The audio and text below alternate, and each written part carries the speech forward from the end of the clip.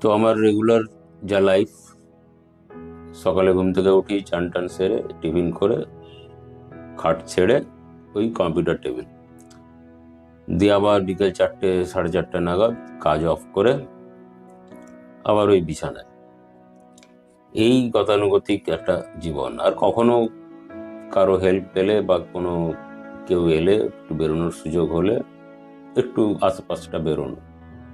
তো আমি যখন 2015 সালে প্রথম বেরিয়েছিলাম বাড়ি থেকে, সেই আমার প্রথম ছবি তোলার শুরু ছিল।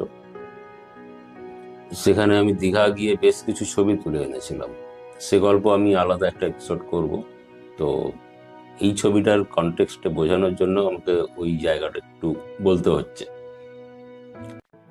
তো দীঘায় আমি বেশ কিছু ছবি তুলে এনেছিলাম, বা সেগুলো বাড়িতে এসে কম্পিউটারে দেখে নিজের মতো করে, গল্পের মতো করে আমি একটা একটা করে ফ্রেম ফেসবুকে প্রেজেন্ট করা শুরু করেছিলাম ক্যাপশন দিয়ে, নিজের মতো করে।